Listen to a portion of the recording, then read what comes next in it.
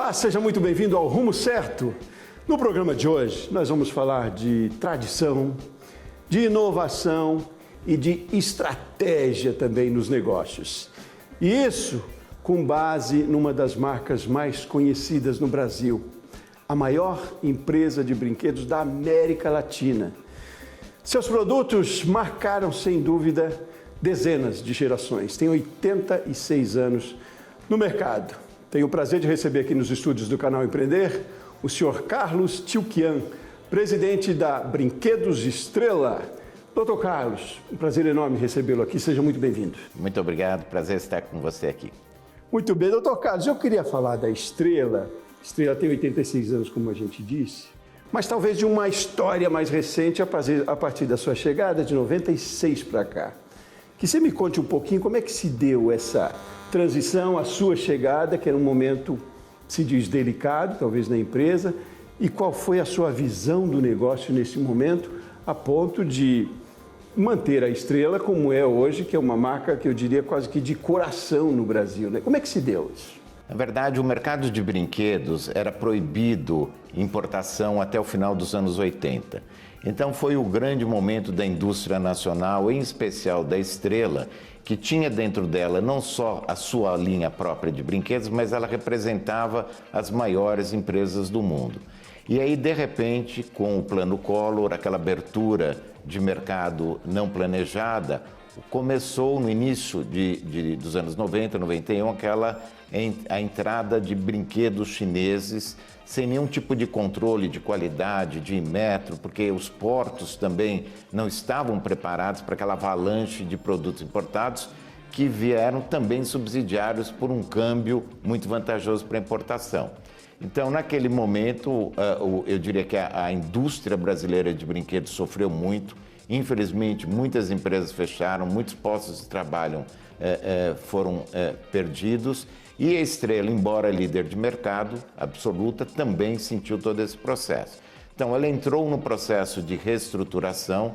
Naquela época, a Estrela era altamente verticalizada, ela tinha quase 15 mil funcionários diretos e ela, em um ano, praticamente, teve que reduzir toda a sua operação, terceirizar parte, comprar insumos de outras empresas, deixar o conceito de ser verticalizada e teve um papel muito importante que ela saiu de praticamente 15 mil numa primeira fase para 5 mil empregos diretos, todas as pessoas devidamente indenizadas, mas houve um choque muito grande. Então, neste momento, eu particularmente vinha fazendo carreira na indústria Geslever, hoje conhecida como Unilever, e tinha recebido um convite para fazer carreira internacional. Infelizmente, na época eu não pude aceitar, porque eu tinha acabado de ficar viúvo, estava com 2 filhos muito pequenos e a vida pessoal me impediu de seguir a carreira internacional. E numa multinacional, quando você não está aberto à carreira internacional, você sabe que mais cedo ou mais tarde alguma coisa vai acontecer. Então, antes que isso acontecesse, eu me abri para o mercado e foi exatamente o momento em que a Estrela estava procurando um executivo para ajudar nesse processo de transformação. E aí eu cheguei no final de 93 como executivo e em 96 nós fizemos um dos primeiros management buyouts no Brasil. Então eu, que era um executivo, acabei assumindo também o controle da companhia, que foi uma das primeiras empresas no Brasil a abrir capital, 1954. Então eu assumi 95% das ações ordinárias e a partir de 96, além de presidente, virei controlador. Então, mas me chama a atenção que você assumiu justamente num momento delicado, num momento que, em tese, não era bom. Como é que você enxergou o negócio ainda neste momento? Um momento muito difícil para o setor de brinquedos, mas a minha carreira toda eu fiz na área de marketing. E para quem faz carreira na área de marketing, você poder trabalhar com uma marca forte como a Estrela sempre foi, é um diferencial. Então você sempre tem aquela tendência de minimizar os problemas e se apegar às possibilidades futuras daquela marca voltar a encontrar um eixo de crescimento. E foi assim, eu que me encantei, meus filhos eram pequenos, a Estrela fez parte da minha infância, do mundo de brinquedos eu vivia no dia a dia porque meus filhos eram muito pequenos, então poder dirigir, no primeiro momento, uma empresa como a Estrela, pessoalmente me falou muito fundo. E também tem um outro aspecto, né? Grande parte dos executivos acaba sempre tendo o sonho de ter a sua própria empresa. Falei, puxa, eu, de repente, como executivo, vou ter a minha empresa e... Ter a minha, não, ser o controlador de uma empresa de capital aberto, com esta marca, com este prestígio, e aí você minimiza os problemas e vai com o coração aberto rumo a um sonho. Não, ótimo, mas para além da emoção, você tinha fortes ativos, que eram os produtos, e era a marca, mas a concorrência continuava e forte. O desafio era muito grande. O desafio foi muito grande, porque num primeiro momento o governo não conseguia controlar a importação. Então, foi a época em que entraram muitos brinquedos com plástico de reciclados de bombas químicas, sem nenhum controle que existia no Brasil pelo Inmetro. O Brasil sempre teve uma das normas de qualidade e segurança do brinquedo mais rigorosas do mundo. Foi a convergência da norma europeia com a americana. E isto era válido para a produção nacional, mas não para a importação no primeiro momento, porque não tinha estrutura, né? Aquele momento de explosão das importações. Então, nós tínhamos o problema do subfaturamento, da entrada de produtos de baixa qualidade, baixo preço, e no final acabava dando aquela ilusão para o consumidor do produto de baixo preço. Era muito mais barato comprar esses brinquedos vindos da China do que os que eram produzidos aqui.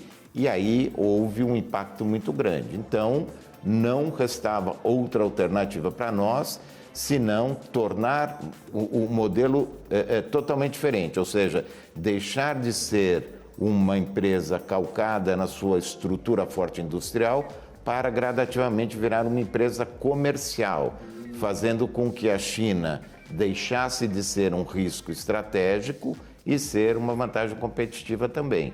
Então aí nós fomos aos poucos mudando, deixando a empresa mais leve e, além da produção nacional, abrimos a importação para complementar a nossa linha. Quer dizer, de concorrente a China virou parceira? No caso da Estrela, a importação nunca passou, mesmo nos bons momentos de câmbio, de mais do que 20%. Nós sempre, eminentemente, fomos uma manufatura. Aliás, temos a manufatura no nome, Manufatura de Brinquedos Estrela. Então, o nosso DNA é de uma empresa de produção nacional. Acreditamos que, ao gerar emprego, você está fazendo o melhor programa social que pode existir, que é ter um salário adequado, deixar aquele chefe de família, ou mulher ou homem, sustentar a sua família fruto do seu trabalho. Mas, infelizmente, às vezes você tem que abrir espaço para a importação para minimamente manter a competitividade. Mas, fundamentalmente, somos uma empresa de produção nacional. E aí recuperaram-se aqueles 15 mil, quer dizer, aqueles 10 mil que ficaram 5 mil, hoje já tem muito mais, imagino. Tem 3 unidades Fabris? Não, porque mudou. Antigamente a Estrela era muito verticalizada. Ela tinha mais de 500 costureiras dentro de casa. Então, você comprava o tecido, cortava, costurava dentro de casa a roupa da boneca, daí você fazia a boneca e assim por diante.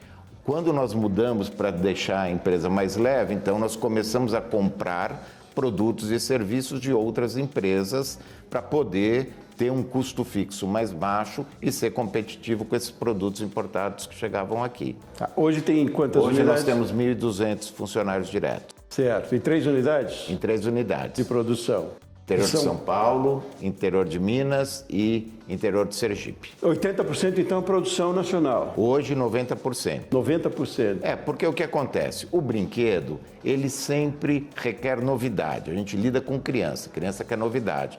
Então você renova algo em torno de 30% da sua coleção a cada ano. Então, quando vai chegando no final do ano, você vê as variáveis macroeconômicas que no fundo definem se você vai importar mais ou menos. Eu estou falando de câmbio, estou falando de custo financeiro, então você vai ter recurso para pagar as coisas antecipadas na China e a alíquota de importação. São variáveis que estão fora do controle da empresa. Então, dependendo do cenário macroeconômico no final do ano, você decide para o ano seguinte se você vai produzir mais ou importar. E aí você vai regulando a quantidade de trabalhos direto em função disso. Agora, interessante, né? O que parecia um problema, a China, a concorrência, acabou sendo uma solução, que deu um outro viés, né, mais para o lado comercial do que para o industrial. Esse era um desafio dos anos 90, 30 anos atrás. Qual é o desafio de hoje? Tecnologia é mais desafio ou é mais aliado? Eu digo isso porque criança prefere mais celular do que brinquedo hoje? Como é que está? Não, do ponto de vista empresarial, o desafio continua estando dentro do Brasil, como era lá, né? A China foi uma variável nova. Para uma indústria ter que pagar imposto quando ela gera emprego, né? Ou seja, o Brasil é o único país do mundo, se não é o único, é um dos poucos, onde você paga imposto ao gerar empregos. Então, está te tirando competitividade em relação à China. A cadeia tributária no Brasil, que é insana, graças a Deus, agora vamos ter um cenário novo a partir da aprovação da reforma tributária. Então é o seguinte, esses fatores tiram muito da competitividade de produção. O que eu posso garantir é que no setor de brinquedo, em termos de chão de fábrica, as fábricas brasileiras são tão competitivas como as chinesas. O que dá a competitividade à China? Primeiro, o câmbio. A moeda chinesa, yuan, é altamente desvalorizada frente ao dólar. Então, na exportação, o brinquedo fica artificialmente mais barato, tá certo? Fora outros fatores que, quando eles exportam, praticamente não tem nenhum imposto. E aqui no Brasil você tem que ter uma carga tributária, você tem que viabilizar a produção de um setor altamente sazonal como o nosso, com o custo financeiro, se não o maior, um dos maiores do mundo, isso é histórico no Brasil. Então, essas coisas tiram a competitividade, né, da produção brasileira. Então, sempre importante ter um pé aqui e na importação. Agora, do ponto de vista de consumidor, o desafio é sempre você estar próximo do teu consumidor, que é a criança, é o adolescente, fazer pesquisas contínuas, como nós fazemos, para entendendo quais são as áreas de interesse dessa nova criança digital, né? E no sistema atual, o desafio é você conseguir fazer a convergência do mundo digital com o mundo real e oferecer para a criança produtos tradicionais, só que com tecnologia agregada. E com isso manter a atenção e a atratividade da nossa linha de produtos. Não dá mais para fazer o cachorrinho xereta, então? O cachorro xereta ele está voltando esse ano, porque aí surgiu um outro fator muito interessante, que é o resgate dos produtos vintage, né? Que, na verdade, nós já tivemos algumas experiências bem antes da pandemia, algumas delas que nos levaram a ganhar um leão de ouro em Cannes no Festival de Publicidade. Por exemplo, vou citar um exemplo aqui, o Ferrorama. Ferrorama era um brinquedo do início dos anos 80, mas como no Brasil não existia praticamente ferrovias, a criança foi se afastando dos trenzinhos. Então, ele saiu da nossa linha. Mas a nossa agência de propaganda identificou que existia uma rede social, na época o Orkut, que nem existe mais, o Orkut foi uma das primeiras redes sociais, um grupo que se chamava, de adultos, que chamava Volta Ferrorama. E aí nós, como tínhamos o plano de relançar o Ferrorama dentro desse conceito vintage, a gente fez um desafio para esse grupo. Olha, se vocês querem muito que o Ferrorama volte, vocês vão ter que pagar uma penitência. Qual a penitência? Vocês vão ter que fazer a locomotiva do Ferrorama caminhar os 2 últimos quilômetros do caminho de Santiago de Compostela, na Espanha. E quando a locomotiva chegar em frente à catedral, o presidente da Estrela assume o compromisso público de que vai relançar o Ferrorama. Eles toparam, foram 8 pessoas para a Espanha, acho que nós demos 200 metros de pista, 2 locomotivas, pilha, e eles foram, e aí nós relançamos o Ferrorama, e o Ferrorama está até hoje na coleção. Por quê? Porque você resgatou memória afetiva de muitas pessoas. Então, existe sim o brinquedo moderno, que a gente procura adequar essa tecnologia, esse mundo digital, né, para a nova criança, mas nós temos, pelos 86 anos de mercado, um manancial muito grande de produtos antigos que marcaram muitas famílias, muitas infâncias e a gente tem, aos poucos, trazido isso e a gente faz esse equilíbrio entre o brinquedo novo e o brinquedo para o adulto, que é a linha Vintage. É um mercado forte, né? Eu não tive Autorama nem Ferrorama naquela época por uma condição financeira, mas eu preciso lhe dizer que, quando adulto, eu comprei um Gênios, faz 40 anos que eu tenho ele comigo. E essa é uma outra questão interessante da gente trazer, porque o Gênios funciona até hoje, a qualidade dos produtos. A gente vai fazer um intervalo daqui a pouquinho, mas eu quero entrar nessas questões também, da qualidade e aí frente à concorrência também, que é uma máxima de que produtos importados nem tem essa qualidade toda. Como é que a gente consegue manter esse padrão de qualidade com esses 10% que a gente precisa importar?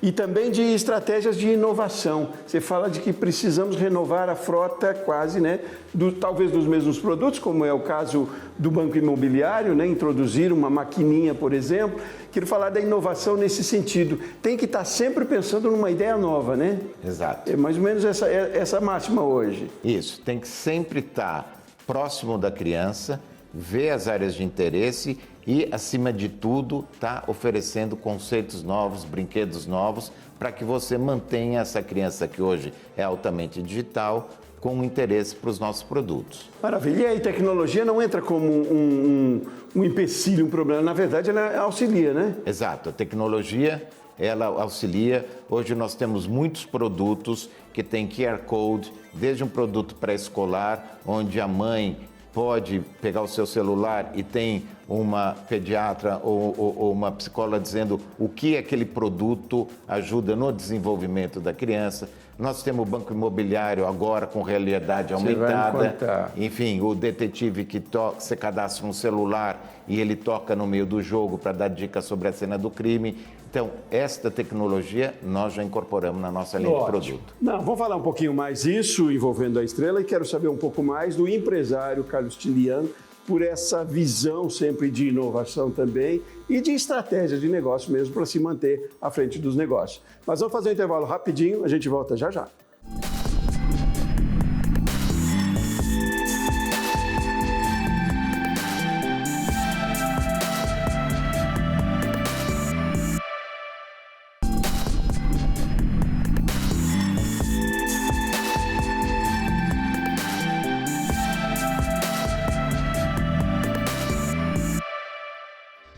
De volta com o Rumo Certo. Hoje nós temos o prazer de receber aqui no estúdio do canal Empreender o senhor Carlos Tilian, presidente da Brinquedos Estrela. E a gente está trazendo para essa conversa no Rumo Certo muito da experiência dele à frente da Estrela, maior empresa de brinquedos da América Latina, e muito da expertise e do conhecimento dele enquanto empresário. Continuamos na conversa, doutor Carlos? Com prazer. A gente falou no bloco anterior, fez uma provocação de entrarmos em inovação, né? Tem que estar sempre pensando no novo. Você me falava no bloco anterior da preocupação de criar sempre novos produtos, ou pelo menos agregar novidades aos produtos que existem. Para empresários de todos os portes, você vê hoje inovação como algo... É acordar pensando na inovação, e inovação não é um bicho de 7 cabeças, é uma ideia boa, mesmo que simples, mas aplicada. Como é que você vê a inovação? Isso, a inovação, na nossa visão, para uma empresa que tem 86 anos, a inovação é basicamente você procurar aproveitar todo o ativo que você tem em produtos e como você pode agregar nessa mecânica de um produto, na marca ou na dinâmica de um jogo, como você pode agregar tecnologia. Porque hoje, como eu falei antes, a criança é muito digital.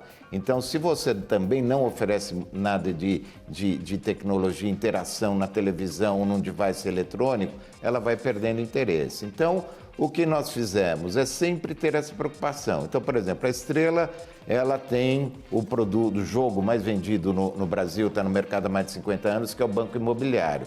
Então, nós fizemos o primeiro produto com geolocalização no Brasil, que era o Banco Imobiliário Geolocalização. Ou seja, você poderia vir aqui no estúdio e você comprava o estúdio, a propriedade. E se tivesse outra pessoa que quisesse vir aqui visitar o estúdio, tinha que pagar um aluguel para quem comprou. Assim como um parque, uma praça, um edifício e até as brincadeiras, o Congresso Nacional, enfim. Então, é você utilizar uma mecânica vitoriosa e agregar uma tecnologia nova para a criança poder jogar, não necessariamente no tabuleiro, mas também num device eletrônico no celular. Então, a inovação hoje é a palavra fundamental, especialmente para quem mexe ou trabalha com um público infantil, né?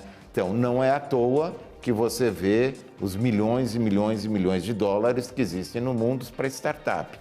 A startup, no fundo, é uma ideia muito ligada, muitas vezes, à tecnologia, que usa da tecnologia para oferecer um produto ou serviço. Muitas vezes dá certo, outras vezes não dá certo. Mas, às vezes, para nós, que temos uma história, é muito mais difícil você dizer que você também é uma startup. Nós somos uma startup de 86 anos, mas temos o mesmo conceito de trazer tecnologia em benefício da criança. Esse é um ramo vamos dizer assim, de inovação. Mas existe outro ramo da inovação, que é você ampliar a relação da empresa com os teus consumidores. E foi o que nós começamos a fazer a partir de 2018, onde fizemos um novo planejamento estratégico para a empresa, lembrando que compete a esta gestão que está aqui, esta diretoria que está aqui, preparar a empresa para chegar altamente competitiva aos 100 anos de mercado. Não é porque nós temos 86, ela tem que chegar aos 100 muito competitiva. Então, justamente em função dessa proximidade, desse entendimento da criança, nós demos 2 passos que eu entendo muito interessante. O primeiro foi a criação da Estrela Cultural. Num primeiro momento, sem prioridade absoluta com o modelo econômico. O que nós queríamos? Nós queríamos criar uma nova proposta de leitura, aproveitar da literacia familiar, que é justamente onde você une o lúdico com a literatura, não só na criança, mas para a família. E criamos a Estrela Cultural, onde a nossa linha de livros, sempre com autores nacionais, ilustradores nacionais, abrindo espaços para a cultura indígena, abrindo espaço para a diversidade, enfim, que a criança ela pode ler o livro, mas ela tem um brinquedo, um jogo, alguma atividade paralela que muitas vezes, para ela continuar a leitura, ela tem que fazer essa atividade. Então, nós unimos a brincadeira, o lúdico com a literatura. Qual a finalidade? Você voltar a dar para a criança o interesse pela leitura, leitura física, porque a gente entende que, na medida que a criança ganha esse interesse, ela vai ter mais facilidade para estudar e, quem sabe, um profissional melhor preparado no futuro. Hoje, praticamente, estamos há 4 anos no mercado, tivemos um sucesso muito grande, já temos mais de 100 obras publicadas. Dessas 100 obras, 7 fazem parte do catálogo da Feira de Bolonha, na Itália, que é a maior feira de literatura infanto-juvenil do mundo. Nós tivemos um título nosso recomendado pela ONU para a leitura das crianças para a conscientização do ODS número 10, que trata da diversidade. Então você vê, é algo que não é só um entretenimento, a gente procura levar uma cultura, uma informação e abre uma área de inovação para nós, que é entrar num novo segmento, né? Então, temos um foco muito grande em escolas particulares, escolas públicas, e é algo que ampliou muito a nossa relação. Eu chamo isso também de um canal de inovação para a empresa, que sai do seu core business, que era brinquedo, e agora tem também essa linha de livros. E, mais recentemente, talvez o que eu particularmente tenha maior carinho, envolvimento em termos de novos projetos, que é a Estrela Beauty, que é uma linha de maquiagens infantis, com foco nas meninas até 8, 10 anos, com formulações especialmente desenvolvidas para a pele da criança. Por quê? Porque também por aquele acompanhamento que a gente faz, a gente viu que as meninas foram se afastando mais precocemente, por exemplo, do mercado de bonecas, né? Há 20, 25 anos atrás, uma menina de 12 anos, ela brincava de boneca. Depois passou o tempo, ela, aos 8 anos, tinha uma boneca na mochila quando ia para a escola, mas muitas vezes não tirava. E, em paralelo, surgiu um desejo, uma atração, uma atividade muito grande por essa área de maquiagem. E fomos ver que no mercado não existia nenhuma empresa que tinha efetivamente uma linha especialmente desenvolvida para criança. Então, o que as pesquisas mostravam? Que a mãe deixava a filha usar a sua própria maquiagem. Mas a própria maquiagem foi feita para a mãe, não para a filha. E aí, então, criamos um manifesto bastante interessante, acima de tudo de respeito à menina, porque a marca ela não quer despertar vaidade precoce, ela quer que a menina, através das cores, brincando com as cores no seu rosto, ela desconstrua qualquer padrão de beleza. E nós temos um mote que diz: o que você quer ser hoje? Guerreira ou princesa? Seja o que você quiser, porque o importante é que você seja feliz. Então, isto era algo que a gente queria passar toda essa situação. Como que a gente passa isso com 1 metro de gôndola numa rede farma ou numa área de cosmético, numa rede de cosmético? Não dava. E aí, depois de tantos anos na indústria, a empresa entrou no varejo e abriu as lojas próprias da Estrela Beauty, que num primeiro momento, nós estamos falando de 2019, a nossa estratégia era consolidar a marca e a linha em São Paulo e depois expandir para todo o Brasil através de franquias, né? E aí vem a pandemia, fecha todos os shoppings, fecha todas as lojas. Então, o projeto ficou sendo desenvolvido pelo comércio eletrônico e nas lojas próprias, e depois que a vida voltou ao normal, agora nós estamos com a expansão da Estrela Beauty, inclusive inaugurando agora em julho uma loja em Brasília. Então a Beauty é mais nova, né? A Beauty é mais recente. Isso. Então, para mim, são formas de você inovar, que não necessariamente é trazer um chip que fica se mexendo. Sim, não, e que me chama muita atenção, muito atentos a demandas de muita mudança de comportamento que a gente está vivendo, mudanças da sociedade, mudanças de hábitos de consumo.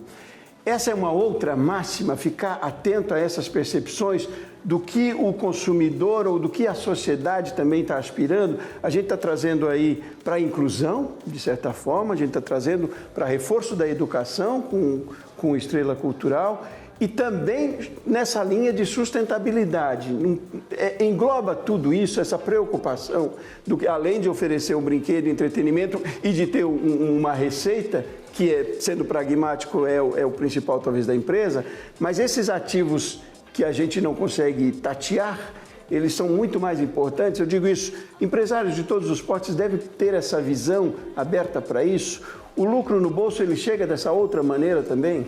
Chega. Eu acho que um grande dilema de um empresário é conseguir esse balanço, que ele precisa do dinheiro para tocar o negócio dele e manter vivo, mas a visão de longo prazo é o que vai dar longevidade para o negócio dele, né? E talvez por isso que a Estrela, ao longo essa empresa atravessou a Guerra Mundial, né? Aos 86 anos ela atravessou muito hiperinflação, se aumentava preço a cada dia, quer dizer, o que deu a ela a força para atravessar tantas adversidades, abertura de mercado, do jeito que foi, e continuar sendo importante, é você estar sempre atento à demanda e o que você pode contribuir para o consumidor. Então, a Estrela, ela sempre teve uma preocupação de que seus produtos fossem além do entretenimento. Então, a gente gosta quando uma linha de produtos agrega valor na educação, na cultura, na sociabilidade. Então, pega a linha de jogos de tabuleiro, ela ensina uma criança a aprender a ganhar, a perder, a saber seguir regras. E, por exemplo, através de um jogo de tabuleiro, nós fomos a primeira empresa no mundo a lançar um produto com plástico de fonte renovável, que é uma tecnologia desenvolvida pela Braskem através da cana-de-açúcar.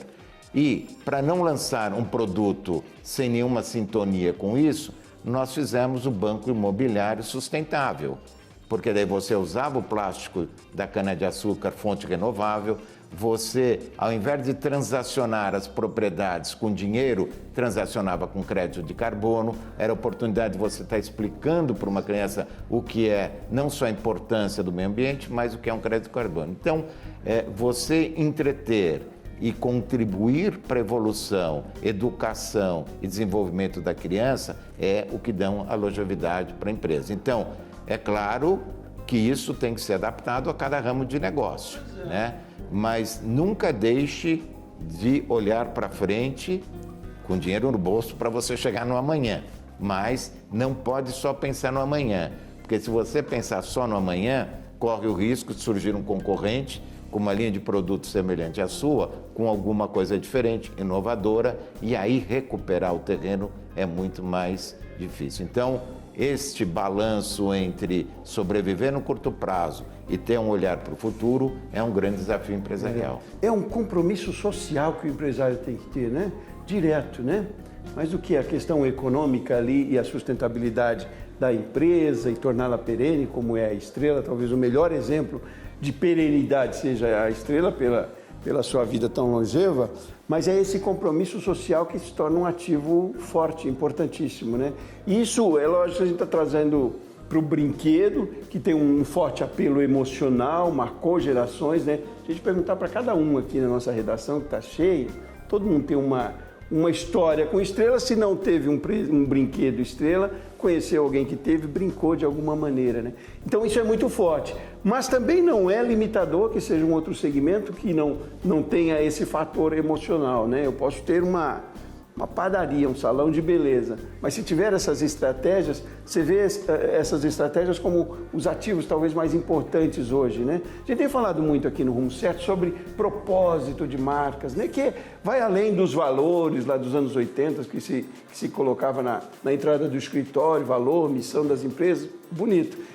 Mas isso tem que ter uma transparência e uma ação no dia a dia muito maior do que o quadrinho na parede, né, doutor? Tem que ter uma percepção. Não adianta o quadro na parede se o consumidor, o teu cliente, não tem a percepção do que você está fazendo. Então, o propósito e a demonstração real desse propósito para todos é o que vai dar a longevidade para o negócio.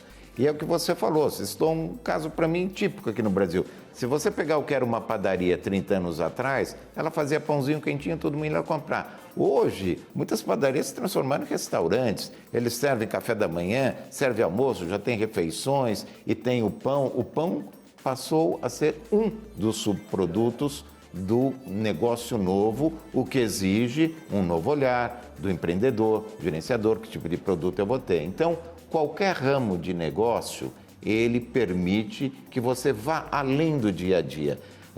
E assim, uma máxima que nós temos na Estrela é que a estrada que nos trouxe até aqui não será a mesma que vai nos levar no futuro. Então você tem que estar sempre olhando que estrada eu devo pegar para continuar na minha viagem.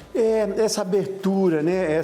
Se colocar como parte do cenário, e a gente fala muito isso aqui no Rumo Certo também, por conta de tanto avanço tecnológico, né? Que há empresários que talvez se sintam um pouco não parte desse processo, porque é um processo, falando então de inteligência artificial, é um processo para grandes empresas ou para empresas do setor de base tecnológica, mas é se colocar à parte, né? Se colocar como a parte no sentido dentro, se colocar como pertencimento, já é meio caminho, né? Digo isso para ter essa visão, porque a gente está trabalhando aqui na nossa conversa com uma empresa extremamente tradicional.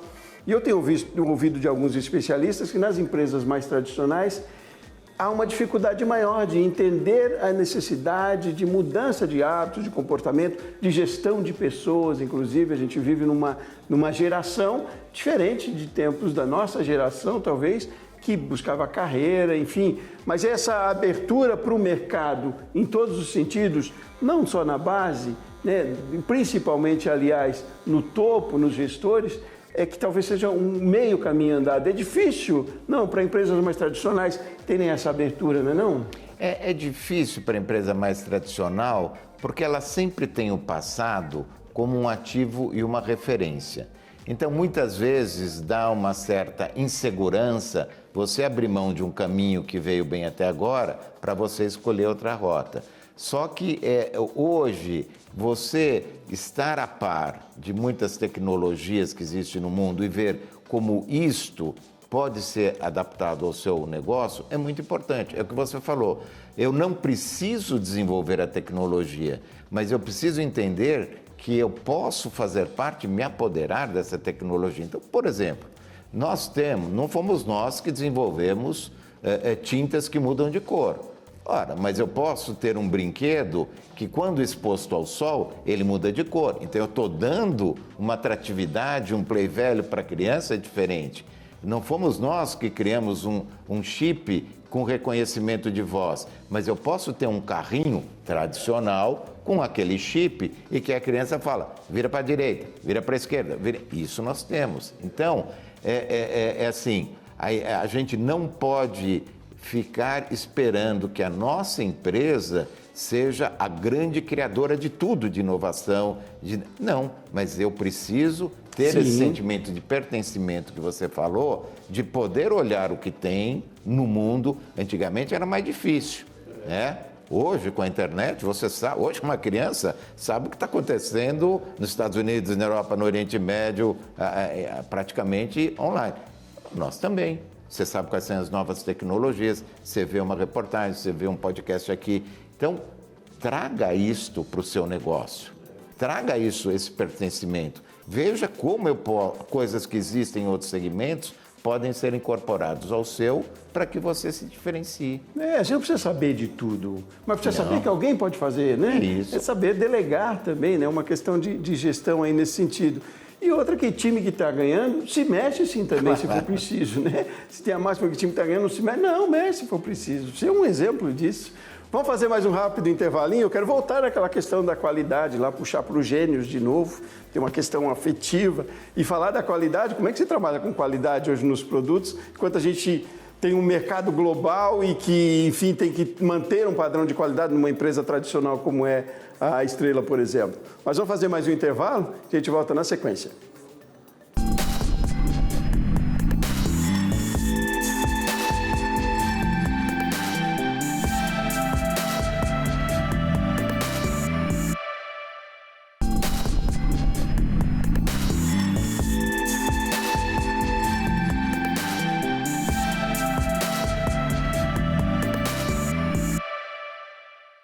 De volta com o Rumo Certo, hoje nós estamos falando de estratégia, de inovação e eu diria até mais de coragem também para tomar negócios e às vezes levantar negócios que não estejam num momento muito bom, mas sobretudo também enxergar os momentos bons que vêm pela frente, ter visão de negócios. Para isso o exemplo nosso hoje aqui é do empresário, o Dr. Carlos Tilkian, que é presidente da Brinquedos Estrela. Uma referência, tanto para a gente conversar. Se fosse contar só a história da Estrela, já tínhamos aqui o dia inteiro para falar. Mas eu quero, como disse no início, puxar da sua expertise, da sua experiência mesmo. E tem uma questão que eu provoquei no bloco anterior para a gente falar de qualidade. A gente está falando de um mercado tão globalizado. Você me falou que pelo menos 10% hoje dos produtos estrelas são também importados. Como é que se mantém um padrão de qualidade no mundo hoje onde é tudo tão fast? E uma máxima da Estrela é a qualidade, né? Brinquedos Estrela eram brinquedos Estrela e ponto. Eu tenho um produto de 40 anos, vivo ainda. Como é que consegue essa máxima, esse desafio? Olha, consegue esse desafio abrindo mão de algumas coisas. Uma delas é a participação de mercado.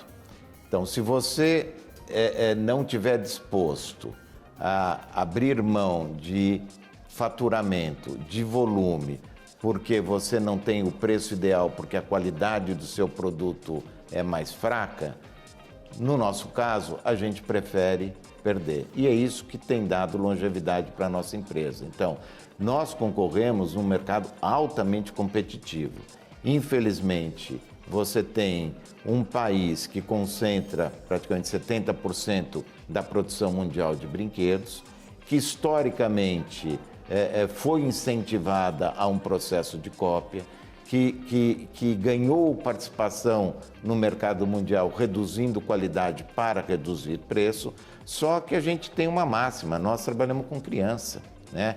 A Estrela é a única empresa no Brasil de brinquedos a ter seu próprio laboratório certificado pelo Inmetro. Isso é custo, mas nos dá a certeza que em 86 anos nunca tivemos problema de qualidade, nunca tivemos um recall, o que não ocorreu com as maiores multinacionais de brinquedo americanas que hoje estão aqui no Brasil, enfim.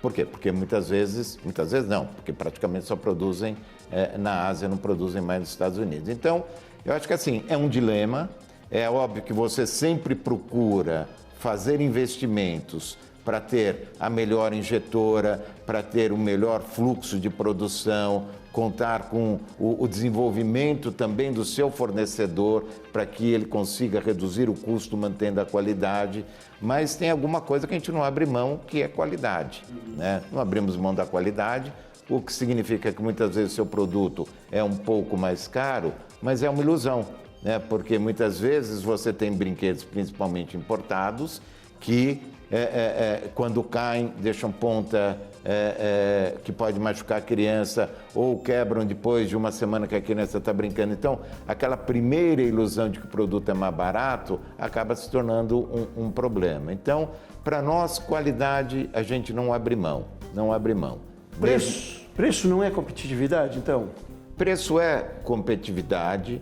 Muitas vezes você deixa de estar em alguns segmentos porque você não tem um preço competitivo. E você, para ter o preço competitivo, você teria que estar trabalhando numa linha em que você poderia estar colocando em risco a qualidade. Aí você sai e se concentra, tá certo? Naquelas áreas onde você é altamente competitivo.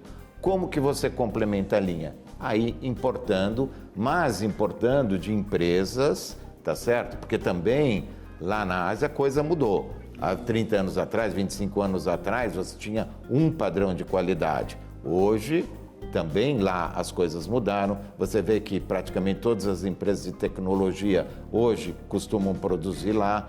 Mas entenda, lá você tem dois fatores predominantes, não, além do brinquedo, né?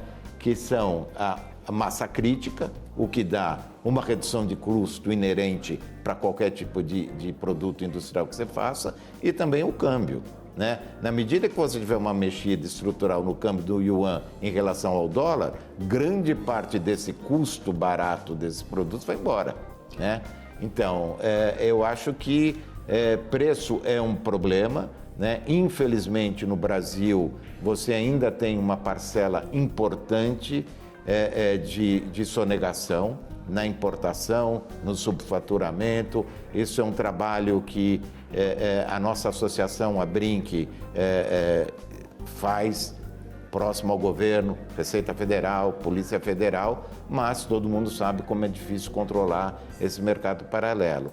O importante é que o consumidor esteja consciente de que, às vezes, o preço não deveria ser o principal fator de decisão de compra e que muitas vezes é melhor a criança ter menos brinquedos ao longo do ano, mas ter brinquedos de qualidade. É o que a gente acredita e continuamos fazendo a nossa parte. Como que eu posso reduzir o custo mantendo a nossa qualidade? Qualidade fideliza também, né? Uma outra máxima que a gente chama a atenção para os empresários, que o quanto é importante fidelizar o cliente também, né? Mas é menos custo do que conquistar um novo, não é? Com certeza, com certeza. Então tem esse ativo também, essa máxima também na qualidade. Tem uma outra questão que a gente chama muita atenção e discute muito também com outros empresários, de vários níveis, mas muito de micro e pequenas, que é a questão da sazonalidade nos negócios, né? Dia das mães, dia dos pais, enfim, dia das crianças. E aí, falando de sazonalidade, a Estrela é mestre no assunto, PhD no assunto. Como é, na sua visão, que o empresário deve tratar com a sazonalidade? É oportunidade, é desafio? Para o empresário de brinquedo, o primeiro ativo que ele tem que ter é coração forte. E eu vou explicar por quê. 75% do negócio, ele ocorre no último trimestre do ano, que é o Dia da Criança e o Natal. Para a indústria, o Dia da Criança é mais importante, porque o varejo ele é mais agressivo na compra, porque ele sabe que tem o Natal logo depois. Então, ao ser agressivo na compra, ele não corre o risco de ficar sem o produto, e depois o produto sobrou um pouco de estoque, o Natal vem logo em seguida. Já o Natal, se ele errar, o consumo de brinquedo no início do ano é muito baixo. Então, o primeiro trimestre, praticamente as empresas mal pagam o custo fixo dela. Mas ao longo do primeiro semestre, onde você representa praticamente aí 25%, 30% do teu faturamento, você é obrigado a estar crescendo a produção, fazendo a importação. A importação, na maioria dos casos, você paga antecipado. O padrão normal no setor de brinquedos, você paga 30% ao colocar o pedido, 70%, 30, 40 dias depois, quando o produto fica pronto. Depois, quando chega aqui no Brasil, você recolhe o equivalente a esse valor já gasto para pagar frete, impostos, enfim. E aí você deixa tudo dentro da tua casa, no teu depósito, esperando os pedidos do Dia da Criança. E o Dia da Criança, por ser tão próximo do Natal, você não consegue esperar o resultado do Dia da Criança para corrigir, aumentar, diminuir produção ou importação. Então, isto exige, primeiro, uma administração de fluxo de caixa muito difícil. Como eu falei anteriormente, uma das maiores taxas de juros no Brasil. Então, de novo, você tem que ter a habilidade de conseguir ir administrando esse início de ano, né? Quando você capta recursos, ele vai ser sempre caro, infelizmente. Isso afeta também o custo do produto aqui, mas você tem que estar preparado para quando chegar em agosto, aí sim você começa a receber os grandes pedidos e aí você sai desovando o que está no depósito e os lojistas começam a preparar as lojas para o Dia da Criança e depois para o Natal. É claro que quando a gente entra em outros segmentos, como entramos na Cultural, como entramos na Estrela Beauty, você dá para a empresa um fôlego um pouco melhor, porque são segmentos que não são tão sazonais como o brinquedo, né? São formas que você tem que ter e procurar para sobreviver numa situação como essa. É a história de não botar todos os ovos na mesma cesta. Equilíbrio. Mas eu digo para o varejo, pela sua experiência, né? Você falou bastante de estratégia da indústria, que é importante. Para o varejo, como o senhor vê a sazonalidade? No caso dos brinquedos, a gente está entrando aí no segundo semestre agora. Então, que dica talvez teríamos para os empresários, empreendedores, donos de lojas e de lojas de brinquedos? Qual é a orientação para trabalhar com o varejo? É muito o marketing agora? Como é que se dá essa definição da gestão do estoque que tem que fazer? Natal e Dia das Crianças muito próximo, como você falou, para a indústria, quase um problema. Não é para o varejo? Então, é para o varejo também, mas é o que eu falei. O varejo, no Dia da Criança, ele sempre vai ter o Natal e ele sempre vai poder reduzir ou aumentar a compra para o Natal. A indústria ela não tem tempo, então se o varejo começa a reduzir, se ela começa a reduzir o pedido para o Natal, o inventário está lá. O que era para estar importado já está lá. O que foi produzido, em grande parte está lá. Porque o Natal para a indústria, ele termina dia 30 de novembro. Porque em dezembro o varejo está preocupado em deixar a loja arrumada e montar a sua estratégia de comunicação, a sua política de compra, política de descontos para vender. Dezembro o varejo quer só vender, não quer mais receber nada. Então eu acho que assim, o grande desafio é o que se faz na baixa sazonalidade, né? Então, muitas vezes a gente procura se aproveitar da Páscoa, se aproveitar de eventos que já existam, não relacionados ao nosso negócio e que possa realmente surgir. Por exemplo, no nosso caso, o Black Friday não é importante para o brinquedo, ele não é tão importante. Mas o Black Friday podia ser no primeiro semestre, né? Vamos assumir que fosse importante. Você tem outubro, Dia da Criança, final de outubro você tem o Black Friday logo depois do Natal. Alguém podia inventar alguma coisa mais forte para nós também no primeiro semestre. Vamos soltar à frente da associação também, que tem decisões políticas. Não, mas também, né? é difícil. A gente já tentou. Existe o Dia do Brincar, que ele é no primeiro semestre, mas hoje em dia é difícil, porque também tem esse cunho de você não querer tornar tudo tão comercial, você criar uma nova data, mas enfim, então é difícil. O que nós temos é que tentar pegar carona em eventos de outros segmentos, tá certo? E ver se tem algum espaço para nós. No caso de Páscoa, dá, porque muitas vezes você tem famílias que não querem mais dar N ovos de Páscoa para as crianças. Então, você tem um brinquedo, a gente tem alguns brinquedos que vêm embalado no formato de um ovo de Páscoa, a gente sempre faz promoções no Dia das Mães para as crianças darem um brinquedo que foi da mãe, a mesma coisa para o Dia dos Pais. A gente tenta se virar com essas situações. Mas, acima de tudo, ter um bom cardiologista. Mas mudou também muito a relação de consumo de brinquedo, não é? Na nossa geração, a gente ganhava brinquedo como presente em algumas datas específicas.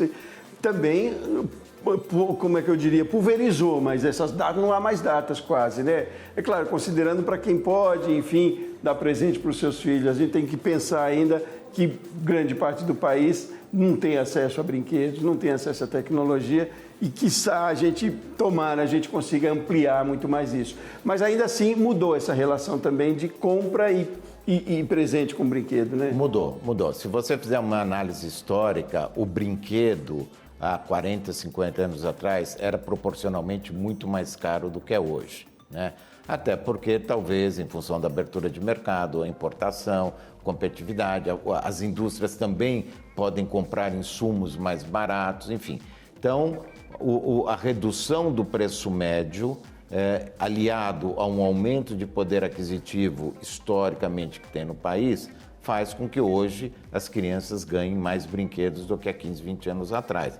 E é o que você falou no início. Muitas vezes um adulto, ele tem um brinquedo que ele teve como referência, mas ele não pôde ter, né? Então, é muito comum você ver relatos de pais que, quando nasce o filho, compram um autorama. O recém-nascido não vai brincar de autorama, mas é um brinquedo para o filho? Não, é para ele poder brincar, porque hoje ele tem renda, ele consegue comprar, né?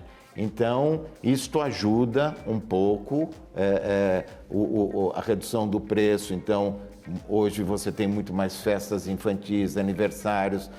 Normalmente, os aniversariantes ganham lembrancinhas. Então, você precisa também ter alguma forma de um produto um pouco mais barato para poder entrar nesse segmento de presente. São estratégias de você ter uma coleção para a tua estação e uma outra coleção para você poder sobreviver na baixa sazonalidade. Não, ótimo. A gente tem uma aula aqui ouvindo você falar das estratégias do que você conseguiu implantar também nesses últimos 30 anos, né? E essa mente sempre aberta, né? Eu acho que esse aí é o recado que fica da gente aqui, de ter a visão sempre para o novo, adaptar, sempre buscar o consumidor. Vocês estão hoje trabalhando com brinquedos e trabalhando com consumidores adultos, né? Ao mesmo tempo, porque trabalha aí com a emoção. Mas em qualquer outro segmento também, a gente sempre tem uma memória afetiva de consumo, né?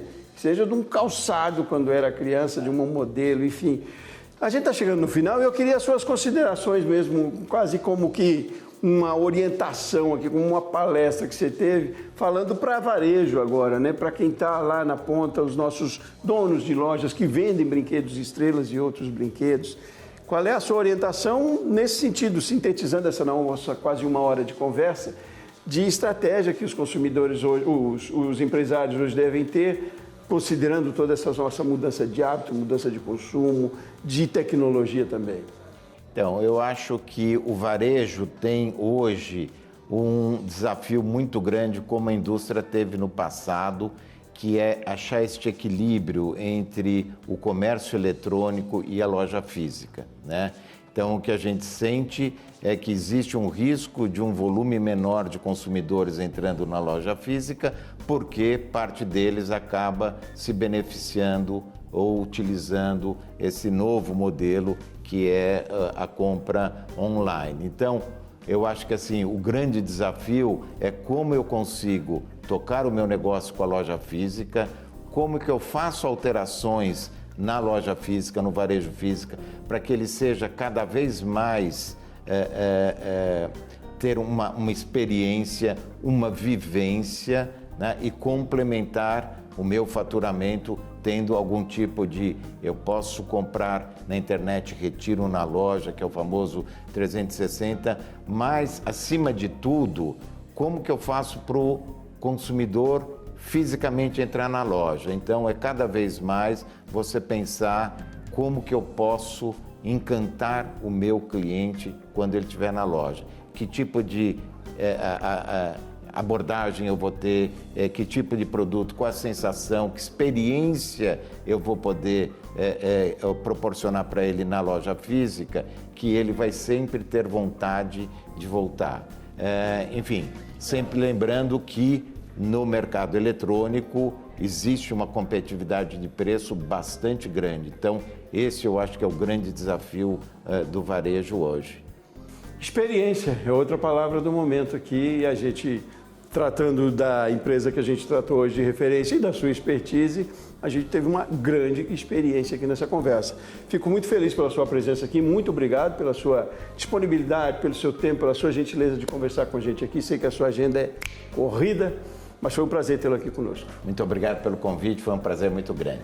Muito bem, nós conversamos aqui no Rumo Certo com o Dr. Carlos Tilquian, que é presidente da Brinquedos Estrela. E foi uma hora de uma conversa muito produtiva, muito instigante. Tenho certeza que foi aí para você também de casa. Muito obrigado também pela sua participação, pela sua audiência aqui no Rumo Certo. Volto no próximo programa. Forte abraço e até mais.